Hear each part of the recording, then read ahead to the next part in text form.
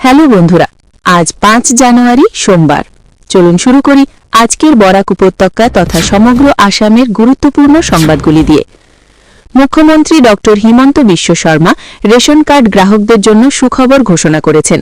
তিনি জানান, ২০২৬ সালের বিধানসভা নির্বাচনে বিজেপি পুনরায় ক্ষমতায় এলে রাজ্যের রেশন কার্ডধারীরা প্রতি মাসে ১ কেজি চিনি, ১ কেজি ডাল ও ১ কেজি লবণ সম্পূর্ণ বিনামূল্যে পাবেন। বর্তমানে এই তিনটি সামগ্রী ১০০ টাকায় সরবরাহ করা হচ্ছে। মুখ্যমন্ত্রীর এই ঘোষণায় সাধারণ মানুষের মধ্যে আশার সঞ্চার হয়েছে।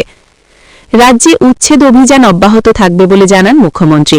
ইতিমধ্যে প্রায় ১,৬০,০০০ বিঘা জমি বেদখলমুক্ত করা হয়েছে। হুজাই জেলায় অভিযান শেষ হবার পর এবার বরাক উপত্যকায় উচ্ছেদ অভিযান শুরু হবে। সরকারের পক্ষ থেকে জানানো হয়েছে, সরকারি ও বনভূমি দখলমুক্ত করতেই এই পদক্ষেপ নেওয়া হচ্ছে। হাইলাকান্দি জেলায় বনভূমি জবরদখলকারীদের আগামী ১৫ জানুয়ারি পর্যন্ত এলাকা ছেড়ে দেওয়ার নির্দেশ জারি করা হয়েছে। এই নির্দেশকে ঘিরে এলাকায় উচ্ছেদ আতঙ্ক ছড়িয়েছে।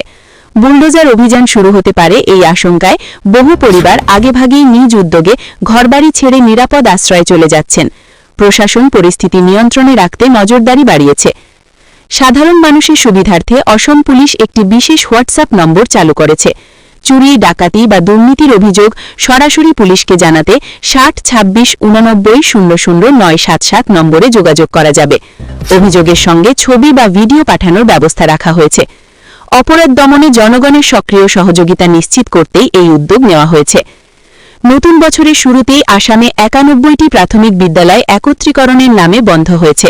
বরাক উপত্যকার ৩ জেলায় মোট ১৪টি প্রাথমিক বিদ্যালয় এতে অন্তর্ভুক্ত। শিক্ষা মহলের একাংশের মতে, এই পদক্ষেপে পড়ুয়াদের শিক্ষা ও যাতায়াতের ক্ষেত্রে সমস্যা বাড়তে পারে। যদিও সরকার একত্রীকরণের মাধ্যমে শিক্ষা ব্যবস্থার মানোন্নয়নের দাবি করেছে। আজ ভোর ৪:১৭ অসমের মরিগাঁও জেলায় রিক্টার স্কেলে ৫.৬ মাত্রার ভূমিকম্প অনুভূত হয়েছে। কম্পন রাজ্যের বিভিন্ন অংশের পাশাপাশি সমগ্র বরাক উপত্যকাতেও স্পষ্টভাবে অনুভূত হয়েছে। প্রাথমিকভাবে কোনো বড় ক্ষয়ক্ষতির খবর পাওয়া যায়নি, তবে প্রশাসন পরিস্থিতির ওপর নজর রাখছে। গত ৩১ ডিসেম্বর শ্রীভূমি জেলার কানাইবাজারে হাইবা ও বুলেট বাইকের সংঘর্ষে গুরুতর আহত ইউনিক পাবলিক স্কুলের শিক্ষক সাগর নাথ চিকিৎসাধীন অবস্থায় ২ দিন পর মৃত্যুবরণ করেছেন। তার অকাল প্রয়াণে শিক্ষামহল সহ এলাকায় গভীর শোক নেমে এসেছে।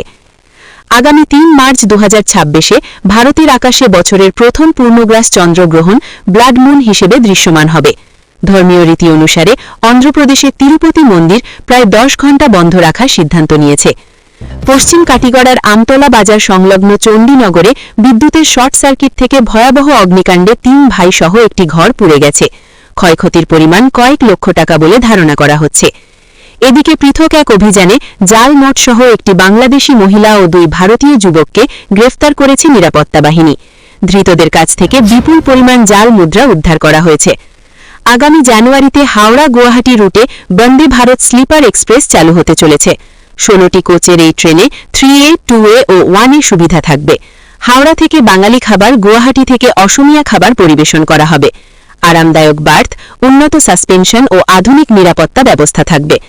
আনুষ্ঠানিক উদ্বোধন সম্ভাব্য ১৭-১৮ জানুয়ারি ২০২৬ এবং টিকিট বুকিং শীঘ্রই IRCTC-তে শুরু হবে। রাজনৈতিক খবরে কংগ্রেস নেতা গৌরব গগৈ রাজ্য সরকারের তীব্র সমালোচনা করে ২০২৬ সালের বিধানসভা নির্বাচনকে জনগণ বনাম রাজার লড়াই হিসেবে অভিহিত করেছেন। অন্যদিকে বিজেপিও নির্বাচনের প্রস্তুতি জোরদার করেছে। দলীয় সূত্রে জানা গেছে, বিজেপি ২০টিরও বেশি বিধানসভা সমষ্টিতে নতুন মুখ প্রার্থী আনবে এবং জনপ্রিয়তাহীন বিধায়ক ও মন্ত্রীদের টিকিট বাতিল হতে পারে। নাগরিকদের মতামত ও প্রস্তাব জমা দেওয়ার জন্য নির্বাচন কমিশন নতুন অ্যাপ EC-নেট ডাউনলোডের আহ্বান জানিয়েছে। আগামী ১০ জানুয়ারি পর্যন্ত সাধারণ মানুষ এই অ্যাপের মাধ্যমে মতামত ও প্রস্তাব জমা দিতে পারবেন। আন্তর্জাতিক খবর, ভেনেজুয়েলায় আমেরিকার সামরিক অভিযান এবং প্রেসিডেন্ট নিকোলাস মাদুরোর গ্রেফতারের ঘটনার পর আন্তর্জাতিক রাজনীতিতে উত্তেজনা বেড়েছে। রাশিয়া, চীন ও উত্তর কোরিয়া মার্কিন পদক্ষেপের তীব্র নিন্দা করেছে। অন্যদিকে ইসরায়েল ও ব্রিটেন এই অভিযানের প্রতি সমর্থন প্রকাশ করেছে। সবশেষে আবহাওয়ার খবর, আজ বরাক উপত্যকার ৩ জেলায় ঠান্ডার প্রকোপ একটু বেশি থাকবে। ৩ জেলায় সর্বোচ্চ তাপমাত্রা প্রায় ২১ ডিগ্রি সেলসিয়াসের এবং সর্বনিম্ন ১১ ডিগ্রি সেলসিয়াসের কাছাকাছি থাকবে। এই ছিল আজকের বিশেষ সংবাদ। ভিডিওটি ভালো লাগলে লাইক করুন আর এইভাবে প্রতিদিনের তথ্যপূর্ণ খবর পেতে চ্যানেলটি সাবস্ক্রাইব করতে ভুলবেন না। ধন্যবাদ বন্ধুরা, আগামীকাল আবার দেখা হবে নতুন খবর নিয়ে। জয় হিন্দ।